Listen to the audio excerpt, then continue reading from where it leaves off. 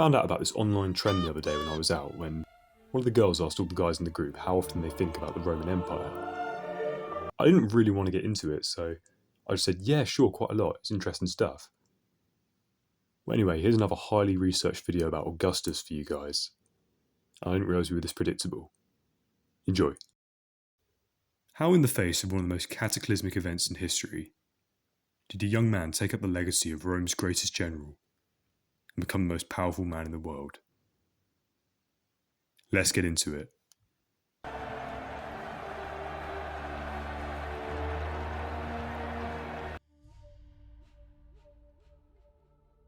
year is 44 BC, and the 18-year-old Gaius Octavius, who I'll refer to as Octavian, is studying and training in Apollonia, Illyria.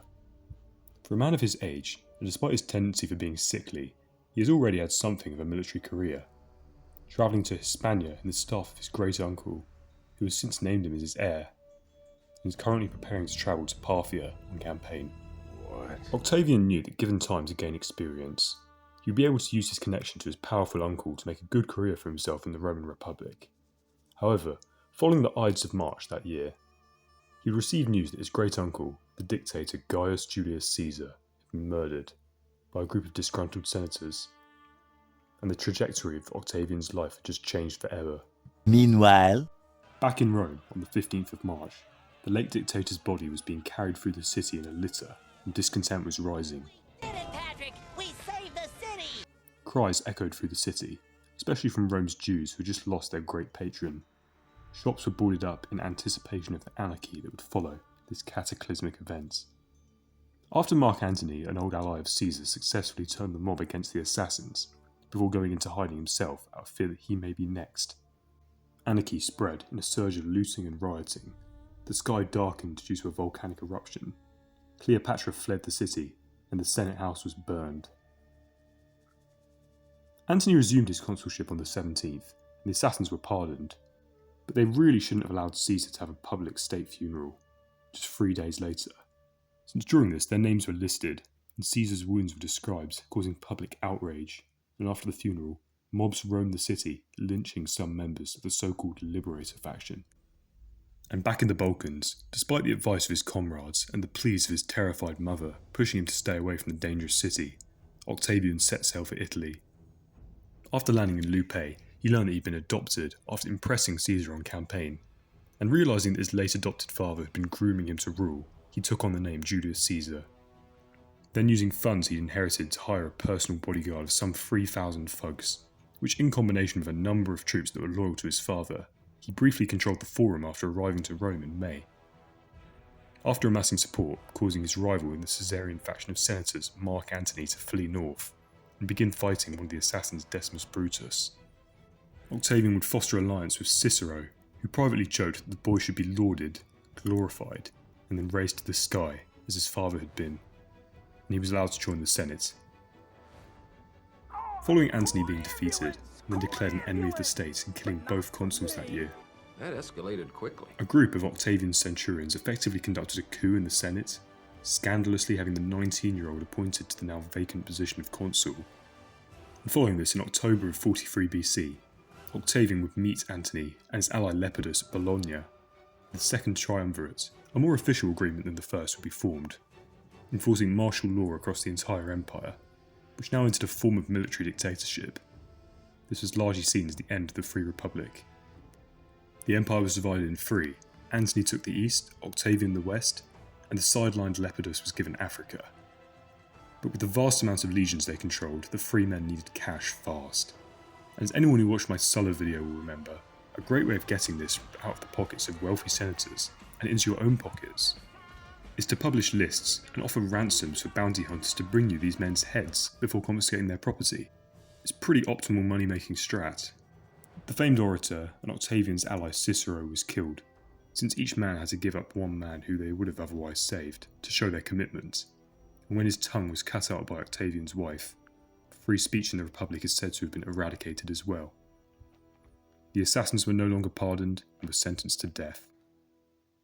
The two main players in the Liberator faction were Brutus and Cassius, who had raised 20 legions. But in 42 BC, Octavian, who was now known as the son of a god, sent a staggering 28 legions to Greece. And following the battles at Philippi, during which Octavian embarrassingly fell ill, both assassins died, and any hopes of restoration of the old republic died with them. Antony was well respected by troops of both sides following the battle. However, Octavian was jeered at for being a murderer of liberty. But following this, he would charm the Senate by defending republican traditions, taking legal offices instead of showing aspirations for absolute control. The tyranny that Octavian would show by revoking private property from farmers to settle his veterans on would cause Italy to descend into anarchy, with bands of brigands roaming the countryside and causing famine. Sextus Pompey, the son of Pompey the Great, who had been a thorn in the regime's side for some years, had set himself up as a sort of pirate king in Sicily, was cutting off Rome's grain supply, and after constructing an intricate network of inland lakes from which to safely train a navy, Caesar would once again defeat Pompey, destroying Sextus in 36 BC. Then Lepidus, who was resentful of being sidelined by Octavian, would attempt to take Sicily, but would be booted out of the Triumvirate entirely. Octavian now dominated the Western Empire. In the East, however, Mark Antony was, to the disgust of traditional Roman morality, becoming extremely extravagant. Having an affair with Cleopatra in 41 BC and later marrying her, casting aside his wife Octavia, the sister of his Western ally. Antony would then disastrously lead troops into Parthia, which always seems to foretell disaster for the general that does it. He would then father twins with the Egyptian queen, and something that stood against the very idea of Rome itself, a city whose history started with it destroying its monarchy 500 years prior. He began to set up a dynasty, announcing his children as divine, stating that they would rule territory within the empire. All of these transgressions forced the Senate to act, declaring war on Cleopatra in 32 BC. And when Antony inevitably sided with her, he was outlawed. Octavian's general Agrippa would win some victories early on, culminating in the trapping of Antony's fleet of 400 large warships, including huge quinquiremes and 70,000 infantry at Actium by Octavian's 400, mostly smaller Liburnian ships, and 80,000 infantry. Antony's trapped army was subject to a lot of desertions, including a general who gave battle plans to Octavian, and the trapped fleet then attempted to escape the ports at greatly reduced strength, leading to one of the largest naval battles in history in 31 BC. Antony's large ships were picked off one by Octavian and Agrippa's experienced crews, and Cleopatra's flagship managed to slip through and escape to Alexandria, followed by Antony, and the majority of his forces would desert him. With all hope lost, Antony would commit suicide soon after, and facing humiliation Cleopatra would follow, with the Ptolemaic dynasty being eradicated, and her son Caesarion, who had become too dangerous politically to be left alive, was killed. Egypt would become Octavian's personal fiefdom, and by 30 BC, 20 years of constant civil war was over. Octavian would use Cleopatra's wealth to get land to settle some of the 60 legions that were in service, legally this time, making secure property rights a key part of his political agenda as he continued a career in traditional political offices, pushing the idea of making Rome as strong and hardened again, like the Iron Generations which had fought Carthage, claiming to be restoring Rome to an era of lost moral greatness and rule of law, as well as attempting to erase Mark Antony from history. He held 3 triumphs, cast as victories over Cleopatra instead. In a change that would continue the rest of his life, the cruel man would become more and more like his adopted father and become merciful, still remaining tough when necessary, later going on to exile his daughter for bringing dishonour to the family. In January of 27 BC, Octavian tactically announced to the Senate that he was stepping down from power, and there was an uproar, fearing more anarchy would take his place. It was agreed that he would receive proconsular authority over Spain, Gaul, Syria, Cyprus and Egypt, along with their 20 legions for 10 years, along with the name that most people know him by today, Augustus. This means revered one, and I'll refer to him as this now. But in practice, he was known as Princeps, meaning first citizen.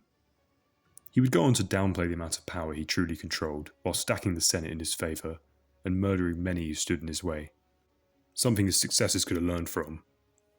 And with his power coming from an unfathomably large fortune he controlled. Octavian spent lots of money alongside Agrippa to truly turn Rome into a city of marble, and the people loved him for it. He established a civil and postal service, as well as strengthened the family structure which had truly built the Republic by encouraging having children and banning adultery quite ineffectively. So unlike his adopted father, who took absolute power and was immediately murdered, Augustus was a lot more subtle with it. To the surprise of everyone, considering his sickliness and ambition, he would live well into his 70s, with his reputation being boosted by the great Latin epic about him by Virgil. He subtly believed, although he didn't really want to say it, that the empire had grown large enough. He would expand the borders to defensible frontiers, where they would remain stable for the next few centuries, originally under his successors, which following the deaths of a number of his candidates whom he had been grooming for succession, were known as the Julio-Claudian emperors, beginning with his wife's son Tiberius, following his death in 14 BC, aged 75. Augustus had successfully dominated Rome for 40 years, quietly transitioning it from its republican past into the Roman Empire, which would go on to dominate the Mediterranean during the Pax Romana. And being the man who had done so much, it's hard to dispute his dying words. "I found Rome a city of clay. I leave it to you of marble." Thanks for watching.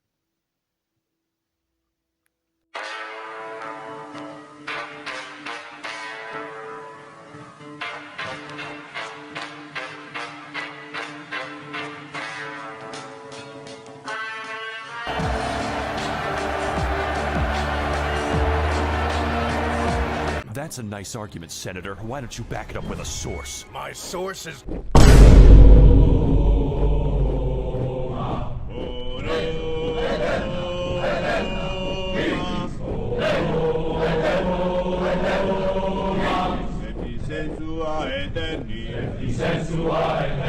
Orda nostra solum tibi,